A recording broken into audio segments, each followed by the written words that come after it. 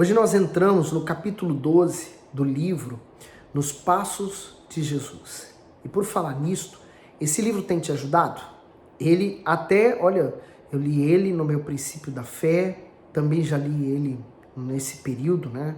Uma segunda vez, e essa é a terceira vez que eu estou lendo. Todas as vezes que eu leio esse livro, ele me ajuda de alguma forma.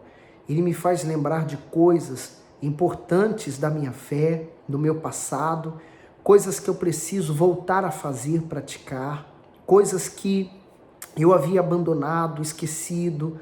Então, quer dizer, olha como é importante a gente estar meditando nessas coisas que nos fazem bem, né? Às vezes a gente fica tão ligado a coisas do presente, né?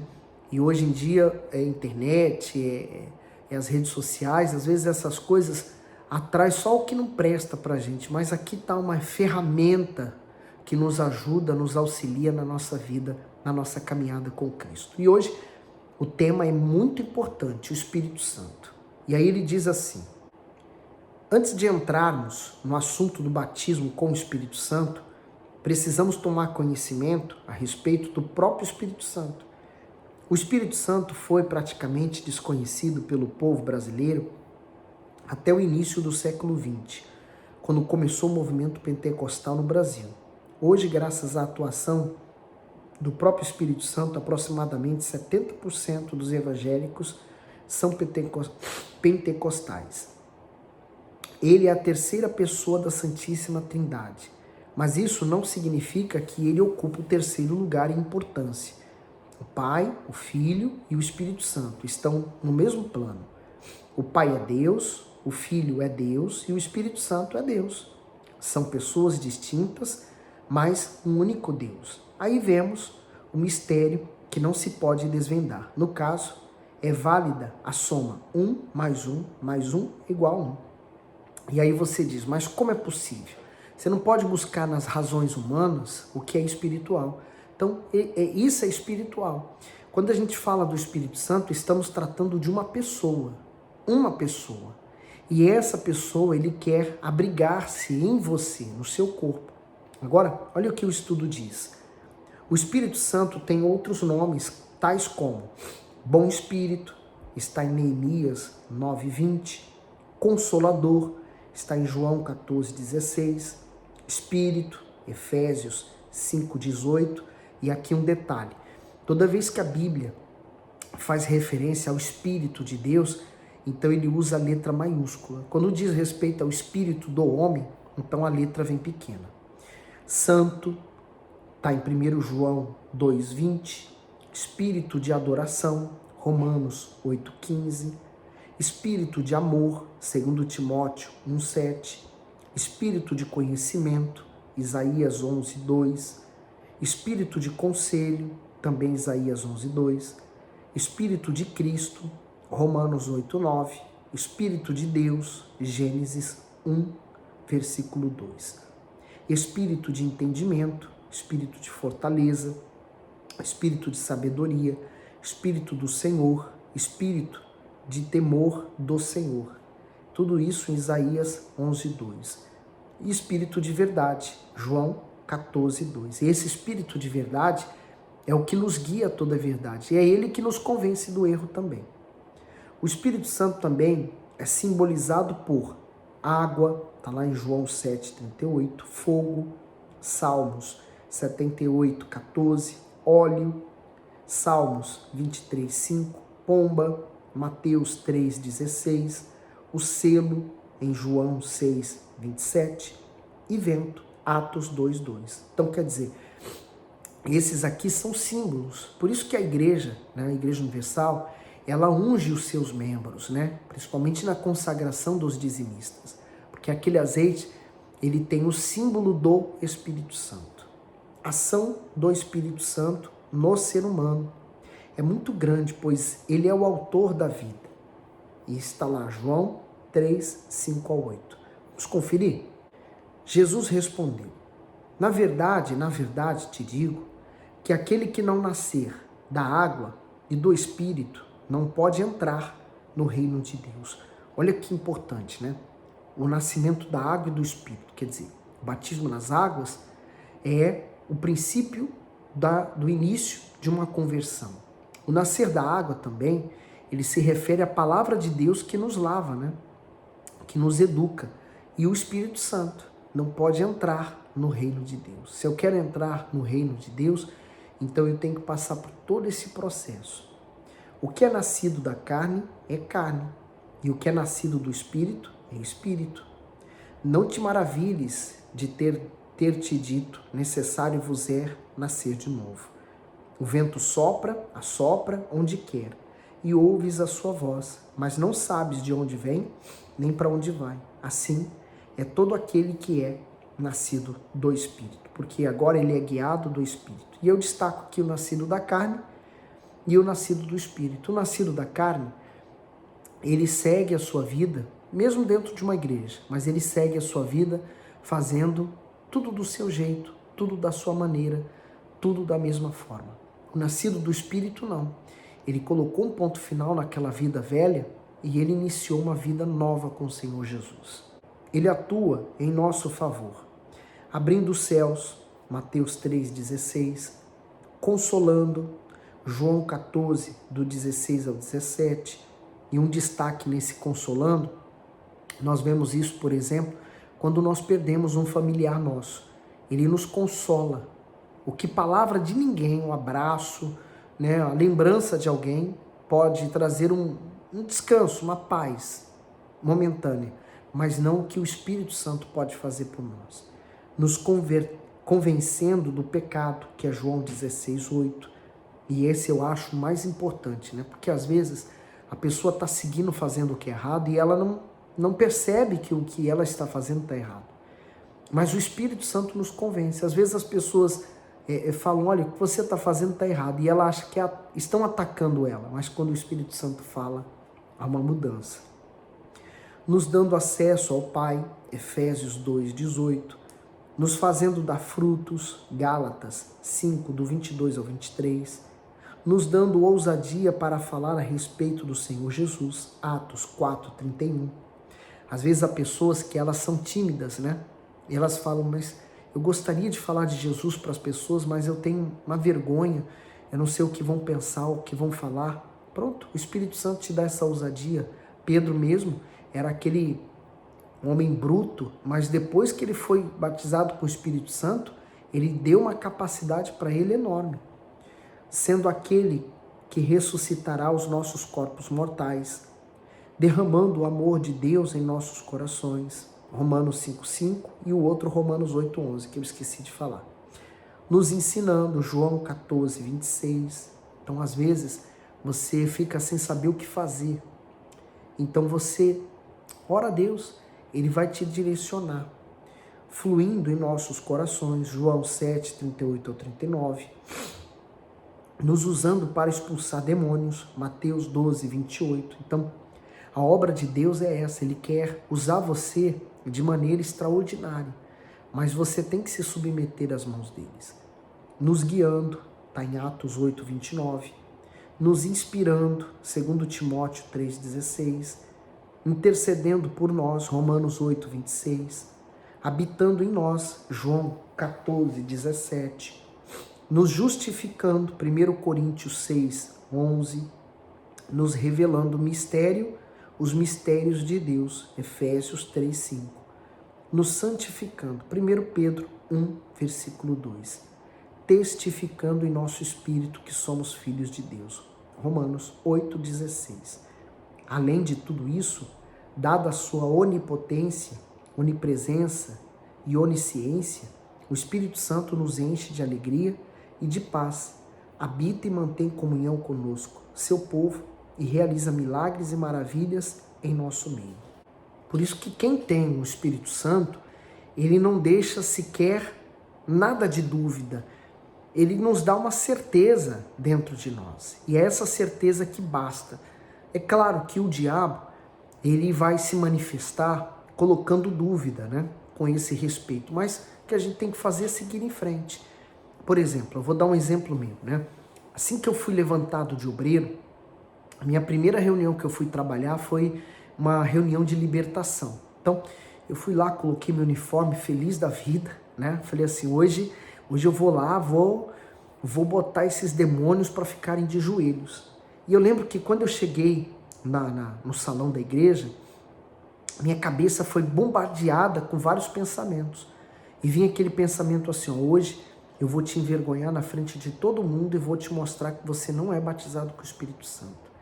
Hoje você vai passar vergonha. Hoje você vai ficar prostrado. Hoje vai ficar definitivamente mostrado que você não tem. Então vinha aquele monte de pensamento. E eu lembro que eu fechei meus olhos, dobrei meus joelhos, né? Antes de ir para a reunião, né? Chegava sempre mais cedo. Então eu dobrei meus joelhos e falei assim, tá amarrado o diabo. Tá amarrado. Hoje quem vai ficar envergonhado é você, porque eu consegui. Agora sou servo do Deus Altíssimo e eu vou servi-lo. Então eu fiz minha oração, me consagrei a Deus, estava em jejum, fui para a reunião. Quando eu passando num corredor, eu olhei para uma senhora e quando eu fui pôr a mão nela, já manifestou na hora. E aí o diabo me chamando de desgraçado, que eu não ia conseguir, mas eu já tinha conseguido. E aí eu pisei nele, humilhei ele, queimei ele, botei de joelho, de pé, mandei embora, aquela senhora ficou boa. Mas aquele demônio que manifestou naquela mulher, não era tão somente o espírito que estava atuando nela, destruindo a vida dela, mas era aquele que também atuou em mim durante muitos anos e destruiu minha vida, mas que nunca desistiu de mim. Agora o título diz assim, Espírito Santo, a grande dádiva de Deus. O Espírito Santo é o maior presente de Jesus, do Senhor Jesus Cristo, para os seus seguidores. O Senhor Deus poderia ter enviado um anjo para fazer tudo aquilo que é realizado pelo Espírito Santo em nós, conforme explicamos anteriormente. No entanto, ele nos deu a si mesmo. Isso acontece porque existe uma razão muito forte. Daí o motivo de desejarmos que todos os seguidores do Senhor Jesus sejam batizados com o Espírito Santo. Costumo afirmar que as pessoas batizadas com o Espírito Santo são mais privilegiadas do que os discípulos durante o ministério terreno do Senhor Jesus, pois quando ele se afastava deles para orar ou descansar, ficavam possuídos de temor. Marcos 4,38. E ele estava na polpa, dormindo sobre uma almofada. E despertaram-no, dizendo-lhe, Mestre, não se te dá que pereçamos? Então, no momento de conflito, né, no momento de tensão, como eles estavam vivendo naquela hora, eles não conseguiram usar a fé. Eles conseguiram usar os sentimentos, né, o medo. Não é assim conosco? Pois, uma vez selados com o Espírito Santo, jamais estamos sós, conforme está escrito. E eu rogarei ao Pai, e ele vos dará outro Consolador, para que fique convosco para sempre. O Espírito de verdade, que o mundo não pode receber, porque não o vê, nem o conhece. Mas vós o conheceis, porque habita convosco e estará em vós. Está em João 14, 16 ao 17. Então, o Senhor Jesus falou que ele nos daria o outro Consolador, quer dizer, aquele que viria substituir o Senhor Jesus. Ele iria morrer e ressuscitar, e ele iria subir aos céus para se assentar ao lado do Pai, né? Do lado direito do Pai. E ele então é o que nos advoga, ele é o que nos perdoa. E o Espírito Santo em nós nos torna seus filhos, a garantia de Deus de que na nossa morte nós vamos morrer por esse corpo, né? Mas a nossa alma receberá a salvação. O batismo com o Espírito Santo nos torna diferente em todos os aspectos, pois passamos a participar da natureza do próprio Senhor, Jesus. Esse batismo nos faz ver as coisas como ele vê, pensar como ele pensa, falar como ele fala, enfim, agir da mesma maneira que o Senhor Jesus age. É esse batismo que nos capacita para a grande obra de Deus, como está escrito, mas recebereis o poder do Espírito Santo, que há de vir sobre vós, e ser-me-eis testemunhas. Atos 1:8. Então, como eu posso ser uma testemunha do Senhor Jesus para os meus familiares sem eu ter esse Espírito em mim? Como eu posso me tornar uma testemunha para os meus amigos da escola se eles não verem Jesus em mim? Como eu posso ser uma testemunha se eu não conheci a Jesus, né? Uma testemunha tem que ter visto, ouvido, né, ter recebido. Então, olha a necessidade de você buscá-lo acima de todas as coisas. E esse é o poder de Deus que está em nós. Esse poder nos capacita e você precisa dele. Quem tem esse poder? Eu duvido que o diabo possa tocar nessa pessoa. Concluímos que ninguém deve se envolver diretamente na obra de Deus sem antes ter recebido esse poder prometido pelo Senhor Jesus. É muito perigoso para o neófito, né? Aquela pessoa que ainda não tem a sabedoria da fé, né? Aquele que é novo na fé, recém-convertido, tentar fazer alguma coisa sem o selo do Espírito Santo, pois a nossa luta não é contra a carne ou sangue, mas contra as forças espirituais do mal. Isso você pode conferir em Efésios, capítulo 6, 12. Quando nós vamos entrevistar alguém para ser levantado ao obreiro, nós fazemos perguntas, mas nós não temos uma máquina de raio-x para saber se dentro dela há ou não o Espírito Santo. Às vezes há pessoas que ela apresenta frutos que parecem com o Espírito Santo, mas no fundo elas ainda não foram libertas. Então, você sabe qual é a sua condição espiritual. Então, não aceite ir para a obra de Deus, seja de obreiro, seja de pastor, esposa, sem antes ter essa certeza de que você é cheio do Espírito Santo. Se temos de enfrentar forças espirituais, precisamos de uma armadura espiritual divina para obtermos a vitória. E nenhuma força é maior do que o poder de Deus. O batismo com o Espírito Santo, além do mais, o próprio Filho de Deus precisou desse batismo para iniciar o seu ministério. Mateus 3,16. E sendo Jesus batizado, subiu logo da água, e eis que se lhe abriram os céus, e viu o Espírito de Deus descer como pomba, vindo sobre ele. Os apóstolos o receberam para continuar o ministério do Senhor. Então está em João 20, 22. E havendo dito isto, assoprou sobre eles e disse-lhes: recebei o Espírito Santo. O apóstolo Paulo, da mesma forma, recebeu o batismo após a imposição das mãos de Ananias. Atos 9, 17. E Ananias foi e entrou na casa e, impondo-lhe as mãos, disse: irmão Saulo, o Senhor Jesus, que te apareceu no caminho por onde vinhas, me enviou para que tornes a ver e sejas cheio do Espírito Santo. Por muito mais razões, nós também devemos receber esse carimbo de Deus em nossas vidas. Então, a gente percebe que todos aqueles que Deus usou, ele encheu com seu Espírito. O próprio Senhor Jesus só iniciou seu ministério aqui na terra depois que ele foi batizado com o Espírito Santo. Então, não é coisa que nós podemos desprezar, é algo que nós precisamos urgentemente aplicar em nossas vidas para que possamos fazer essa obra.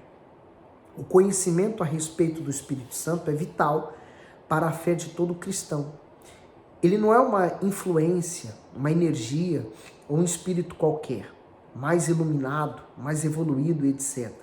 Ele possui em si mesmo os elementos de existência pessoal, propriedade, qualidade e altas virtudes que lhe atribuem uma personalidade.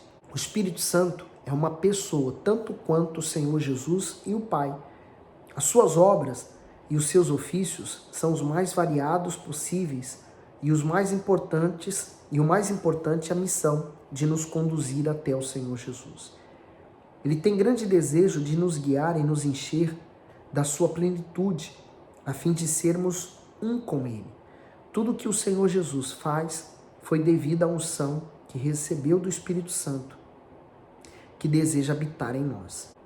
A maior dádiva do Senhor Jesus aos seus seguidores foi o derramamento do Espírito Santo. Ele o recebeu ao ser batizado por João Batista. Os apóstolos o receberam, as mulheres que seguiam Jesus o receberam. Cada um dos 120 que também estavam presentes no cenáculo recebeu o Espírito Santo. Cada uma das 3.000 pessoas que ouviram o sermão de Pedro no dia de Pentecoste recebeu a promessa do derramamento do Espírito Santo. Todos eles foram batizados com o Espírito Santo e precisaram dele. Se essas pessoas precisaram, Então você e eu, amigo leitor, também precisamos. Cada pessoa batizada com o Espírito Santo conta a sua própria experiência e cada uma é diferente das demais. Para ter a plenitude do Espírito Santo, a pessoa precisa primeiramente estar vazia de si mesma, vazia de tradições e preconceitos religiosos, vazia de tudo o que lhe atrapalha um bom relacionamento com Deus. Deve haver um desejo profundo de ser revestida com o Espírito Santo. Aquele que busca o Espírito Santo deve ter um alvo bem definido. Deve conhecer o plano de Deus para o cumprimento dessa promessa. O Espírito Santo foi enviado para substituir o Senhor Jesus. Se alguém quer buscar esse batismo e não está disposto a segui-lo, seu esforço será inútil. Então, veja quão importante é esse capítulo, né? O próximo capítulo, batismo com o Espírito Santo. Nós vamos falar mais um pouquinho dele, né? Mas o que ocorre? Eu tenho certeza que o Espírito Santo já está tocando em você. Veja se primeiro você não precisa se batizar nas águas e assumir um compromisso real e sincero com Deus. Depois você vai buscar esse batismo com o Espírito Santo. Sem esquecer que nesse meio existe a libertação. A libertação não é a oração que o pastor faz, ela é importante, mas é muito mais as suas decisões sobre o que você vai fazer da sua vida, tá bom? Que Deus abençoe você, até o próximo vídeo.